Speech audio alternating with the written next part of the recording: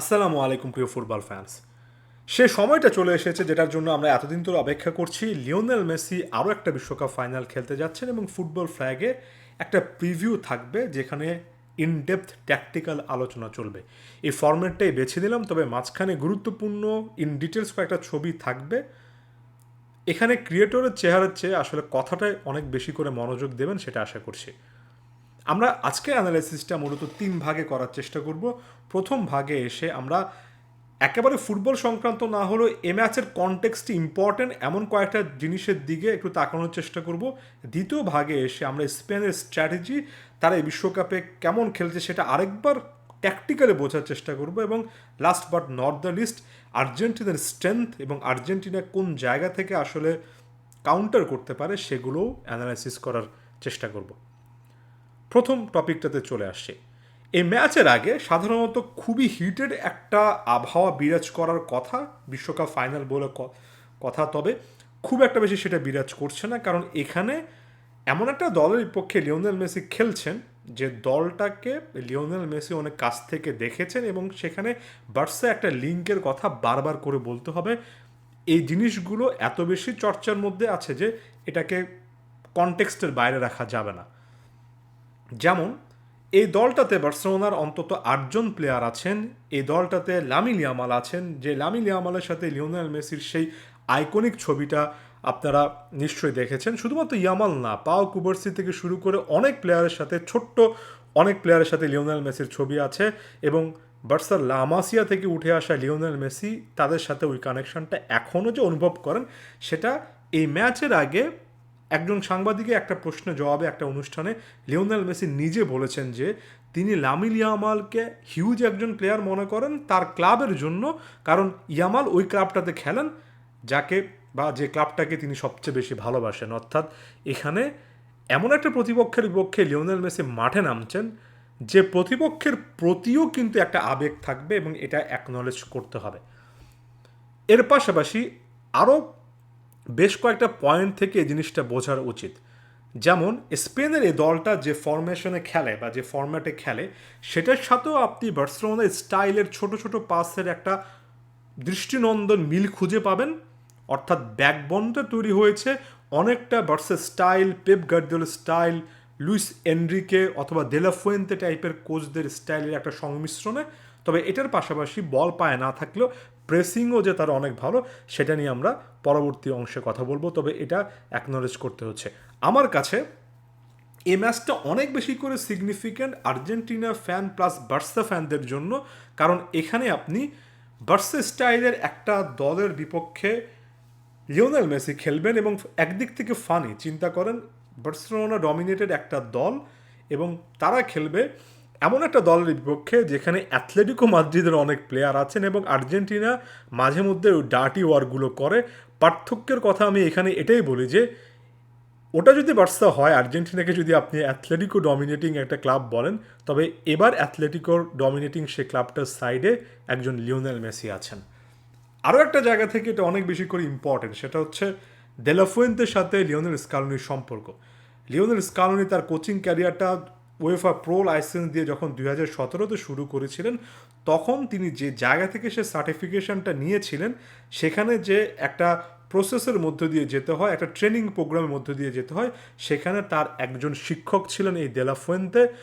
এমনকি Lionel Scaloni নিজেও কিন্তু থাকেন স্পেনের মায়োরকায় যখন আর্জেন্টিনার দায়িত্ব থাকে না।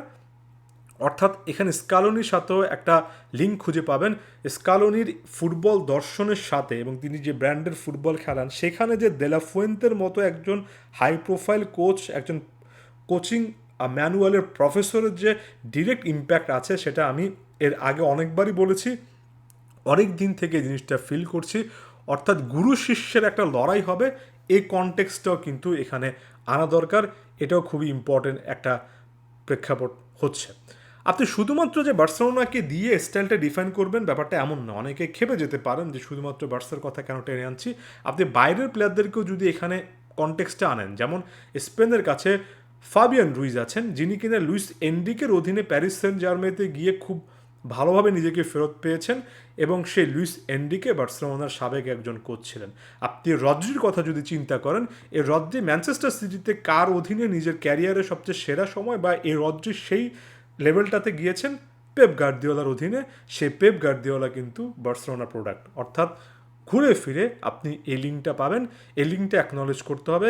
এখানে দেলাফুয়েন্তের সাথে যে লিওনেল স্কালোনির একটা গুরু শিষ্যের ব্যাপার আছে, তাদের সিস্টেমের যে অনেক কিছু কিছু জায়গা থেকে মিল খুঁজে পাওয়া যায়, সেটাও কিন্তু মাথায় রাখতে হবে।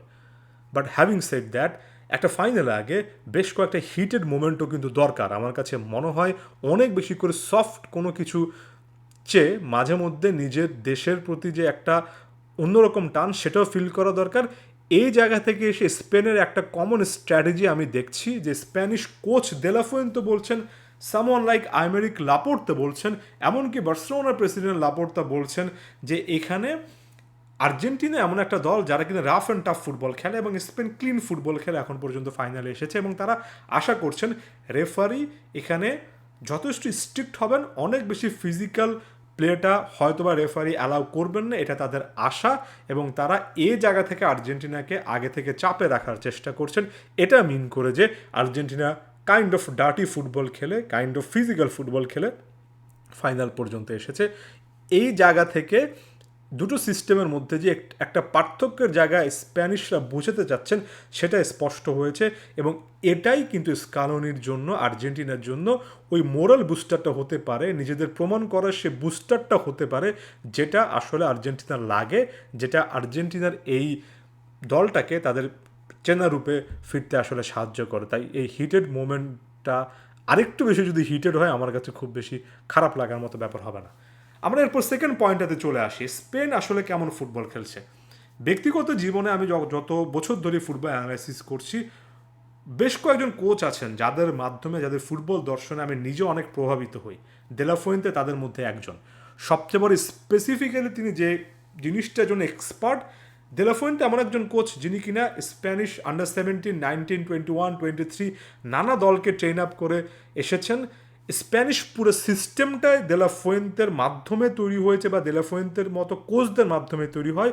এ দলটাতে যখন যে প্লেয়ার আসছেন যাচ্ছেন, কোনো না কোনো বয়সভিত্তিক দলে তিনি সে প্লেয়ারকে কোচিং করিয়েছেন, অর্থাৎ ভাস্ট একটা এক্সপিরিয়েন্স আছে।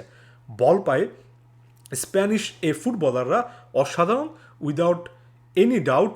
এবং শুরুটা করবেন আপনি হয়তো বা মিডফিল্ড দিয়ে, কারণ বরাবরের মতো স্পেন ঐতিহ্যগতভাবে মিডফিল্ড ডমিনেটেড একটা দল।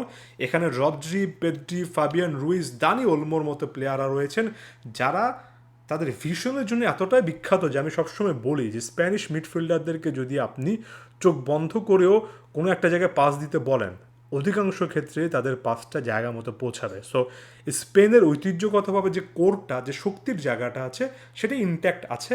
It's still a position based system যেখানে মিডফিল্ডাররা ডমিনেট করেন। বাট এই স্পেনের, দেলাফুয়েন্তের স্পেনের এটার পাশাপাশি আরও কয়েকটা অ্যাডেড বোনাস পয়েন্ট আছে। প্রথমত, স্প্যানিশ এই দলটা অবিশ্বাস্য রকমেরভাবে ওয়েল অর্গানাইজড একটা ডিফেন্স রাখছে, যেখানে পাউ কুবার্সি, আমেরিক লাপোর্তে, মার্ক কুকুরিয়া বা এই পোড়ো রাইট ব্যাক হিসেবে যিনি খেলেন, এরা এত ভালো পারফর্ম করছেন একটা ডিফেন্সিভ ইউনিট হিসেবে। গোলকিপার হিসেবে উনাই সিমন, এক কথায় অকল্পনীয় লেভেলে একটা ফর্মে কিন্তু তারা আছে। স্প্যানিশ এই দলটার এই ডিফেন্সিভ ওভারঅল যে স্ট্রেংথ, সেটা তাদেরকে ট্রফির খুব কাছাকাছি নিয়ে এসেছে, কারণ দিন শেষে ডিফেন্সটা আপনাকে টাইটেল বা ট্রফি জেতাবে।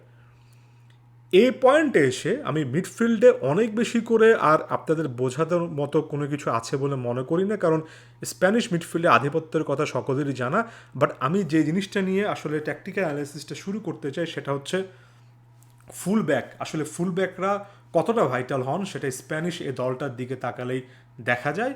এই ফুল ব্যাকদের মধ্যে পোড়ো তো সর্বশেষ ম্যাচে গোল পেয়েছেন, মার্ক কুকুরিয়া আছেন, এক কথায় দুর্দান্ত ফর্মে আছেন। এই বিশ্বকাপে এসে যে জিনিসটা আমি অনেক বেশি করে দেখছি, সেটা হচ্ছে একজন উইঙ্গার বা উইং প্রোফাইলকে ফুলব্যাক আসলে কতটা ভালো সাপোর্ট করতে পারেন। ডুয়েল মোড আমরা কিন্তু স্পেনের খেলায় দেখি। Either Lamine Yamal right wing সাইডে গিয়ে রাইট উইংয়ের স্পেসটা ব্যবহার করবেন, মার্ক ওই সাইডটাতে অর্থাৎ রাইট উইংটাতে পোরো সেখানে তাকে ব্যাকআপ হিসেবে একটা অপশান হিসেবে পাসিং অপশান হিসেবে নিজেকে রাখবেন, অথবা যদি ইয়ামাল বল হারান সেক্ষেত্রে নিজেকে সেখানে রাখবেন। অন্য সাইডটাতে অ্যালেক্স বাইয়েনা যখন থাকবেন, কুকুরিয়া ওখানে এসে একই রোল প্লে করবেন। আবার রোলের রিভার্সও ঘটে, লামিন ইয়ামালকে অনেক সময় আপনি ইনসাইডে দেখবেন, এই বিশ্বকাপে এসে উইঙ্গারে অনেক বেশি করে ইনসাইড মুভমেন্ট করছেন, এক্সট্রা একজন মিডফিল্ডার হিসেবে মিডফিল্ড ওভারলোড করছেন। সেই ক্ষেত্রে যে দলের ফুলব্যাকরা ফাইনাল থার্ডে গিয়ে অ্যাটাকিং অ্যাক্টিভিটি করতে পারেন তারা স্পেশাল অ্যাডভান্টেজ পাচ্ছেন, এবং এই জায়গা থেকে স্পেন নিরঙ্কুশভাবে বাকি দলগুলোর থেকে নিজেদেরকে আলাদা করেছে, কারণ ফাইনাল থার্ডে তাদের ফুলব্যাকরাও অ্যাটাকে যথেষ্ট কন্ট্রিবিউট করেন, ডিফেন্সিভ কন্ট্রিবিউশন তো আছেই। ফুলব্যাক যে কতটা ইম্পর্ট্যান্ট সেটা আপনি এই পোরো সাথে যদি নাহুয়েল মোলিনা মন্তিলের কম্পেয়ার করেন সেখানে উত্তর খুঁজে পাবেন। এমনকি কুকুরিয়ার সাথেও যদি আর্জেন্টিনা লেফট ব্যাকের কম্পেয়ার করেন, যদিও ট্যাগলেফিকো সর্বশেষ ম্যাচগুলোতে ভালোই করেছেন, স্টিল আপনি একটা পার্থক্য খুঁজে পাবেন যে আসলে ফুলব্যাক কতটা ইম্পর্ট্যান্ট একটা স্প্যাক্ট একটা গেমে।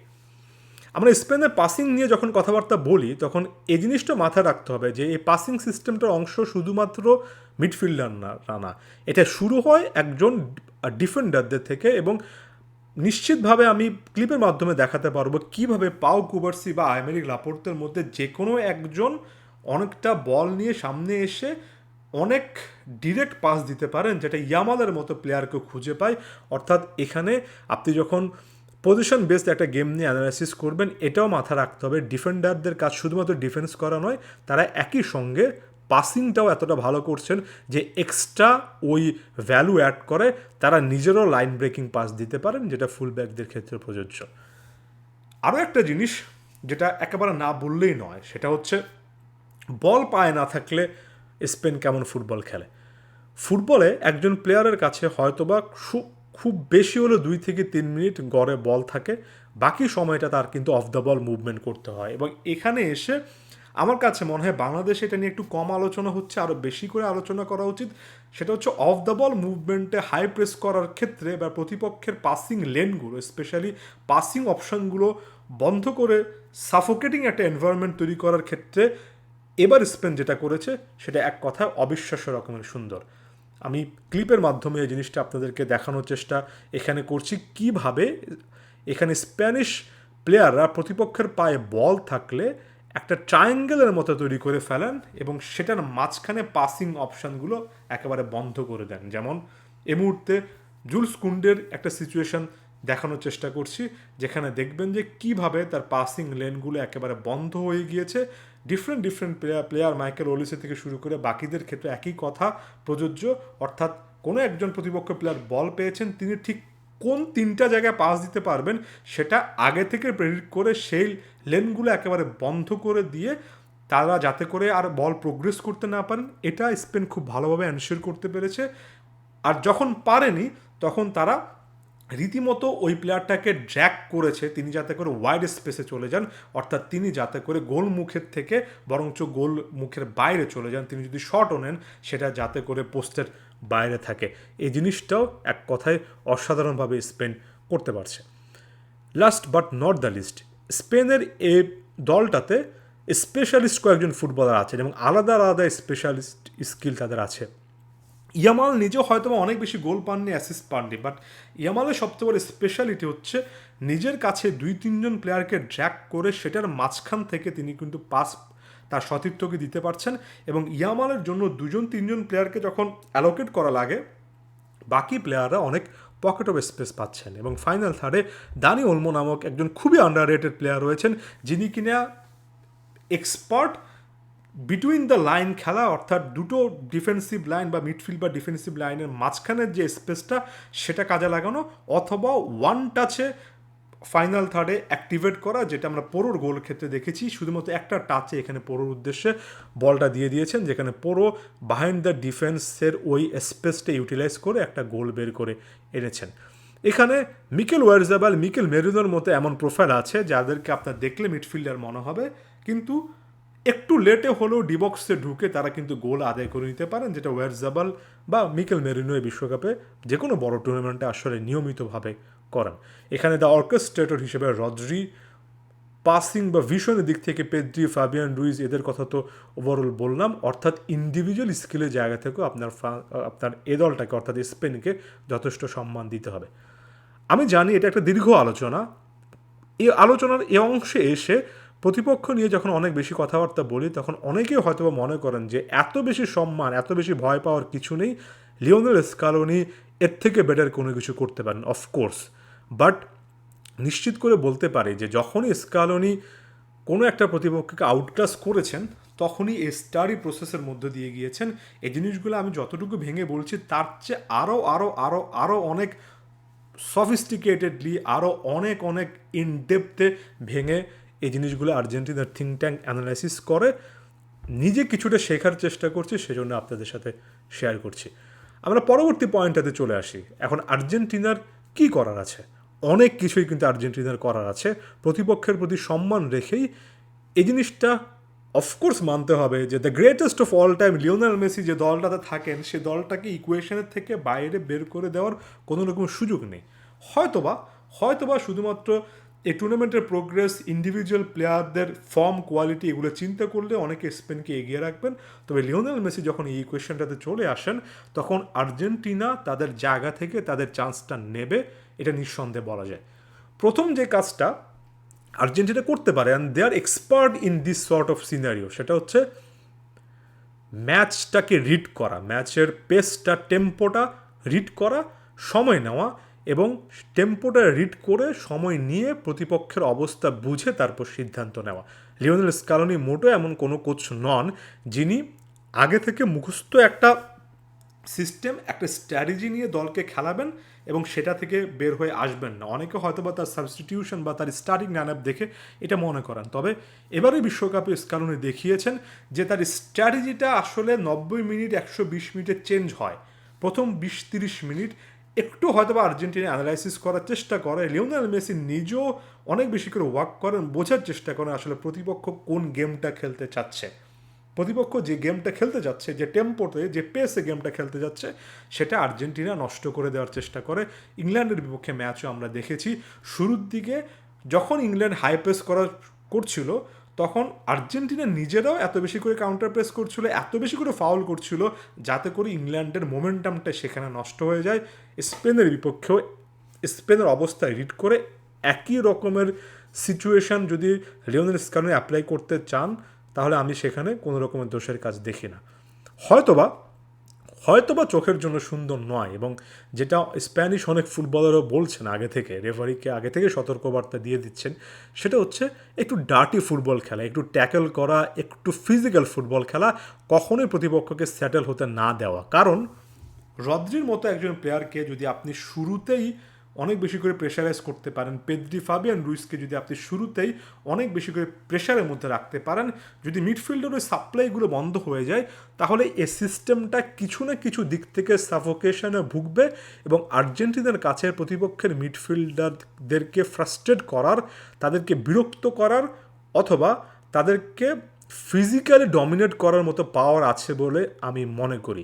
আমি প্রতিপক্ষের প্রতি পূর্ণ সম্মান রেখে বলছি, ইংল্যান্ডের বিপক্ষে ম্যাচের আগেও বারবার করে বলছিলাম দিন শেষে এটা এনজো ম্যাকের ম্যাচ হওয়া উচিত। এই ভিডিওতে আমি বললাম যে এটা দিন শেষে আর্জেন্টিনার পক্ষে যদি ইকুয়েশন আসতে হয় মিডফিল্ডে ব্যাটলটা আর্জেন্টিনার জিততে হবে। মিডফিল্ড এই ব্যাটলটাতে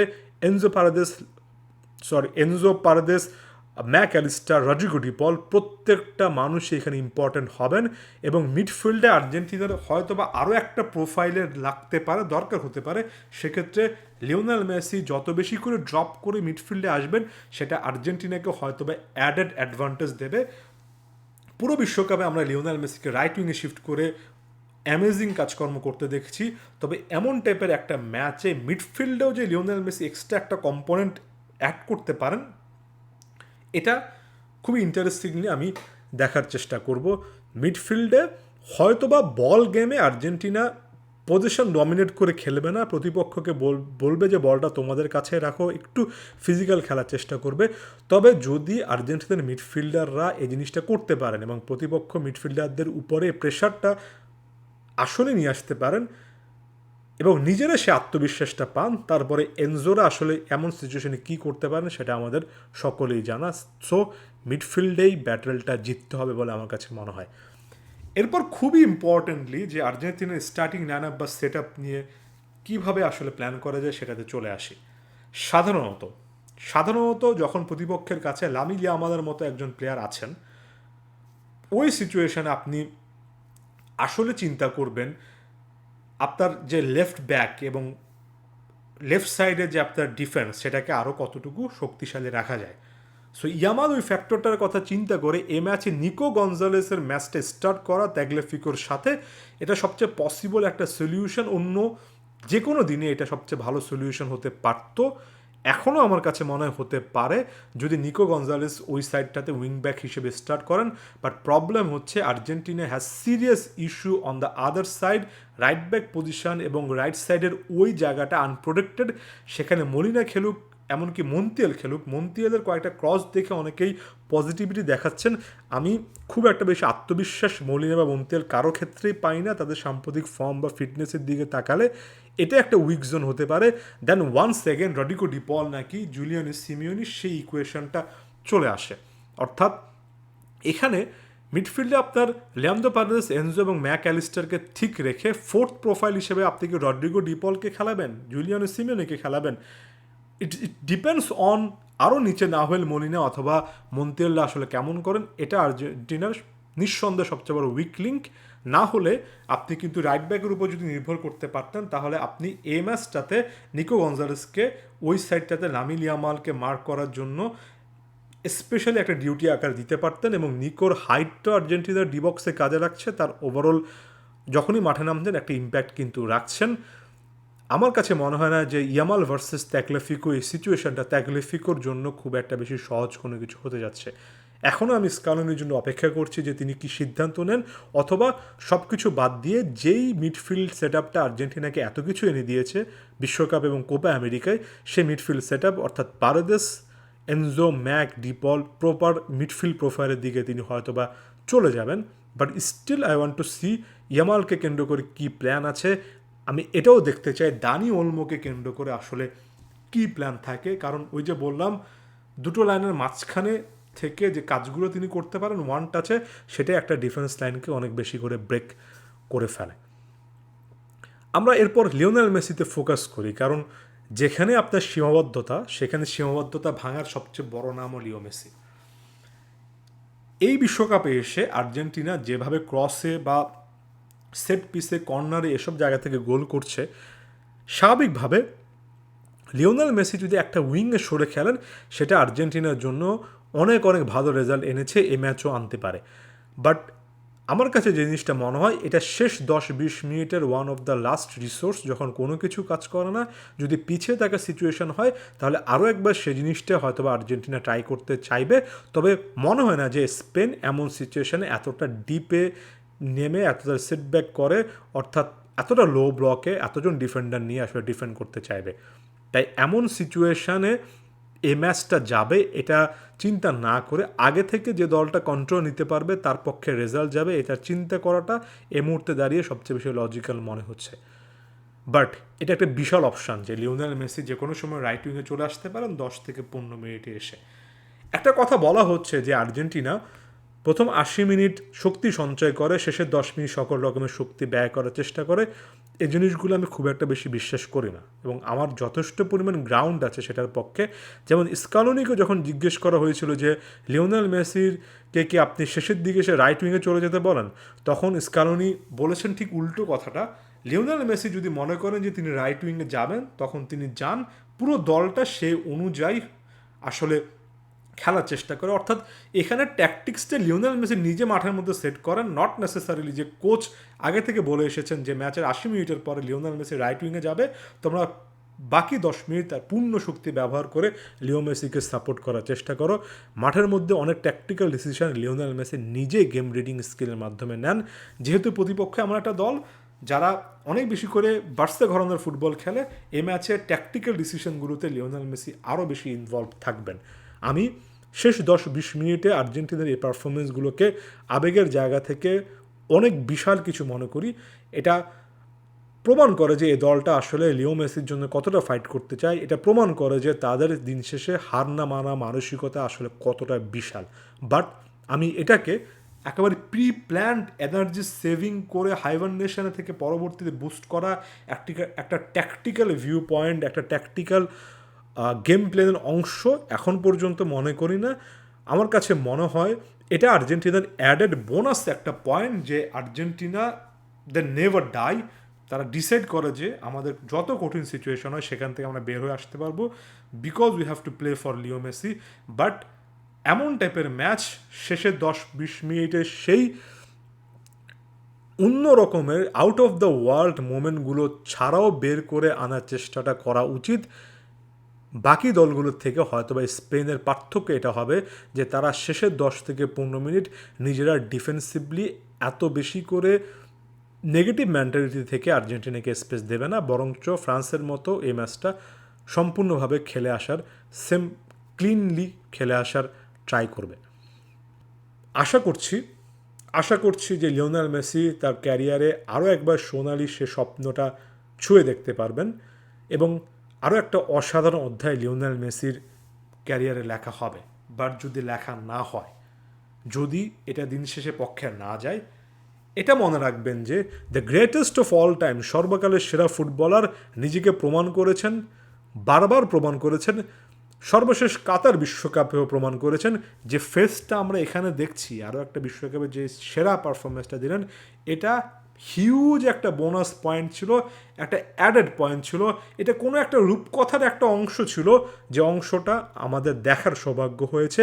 রূপকথার উপসংহারটা দিন শেষে যাই হোক না কেন, এটা যে অসাধারণ একটা গল্প, এটা যে অসাধারণ একটা রূপকথা, সেটা অলরেডি লেখা হয়ে গিয়েছে, অলরেডি রিটেন ইন স্টার্স। তাই রেজাল্টটা যাই হোক, লিও মেসিকে উপভোগ করুন। লিওনেল মেসির আরও একটা ব্রিলিয়ান্ট ওয়ার্ল্ড কাপ জার্নিকে বেস্ট পসিবল জায়গা থেকে এনজয় করুন, এটাই কামনা থাকবে। ধন্যবাদ সবাইকে।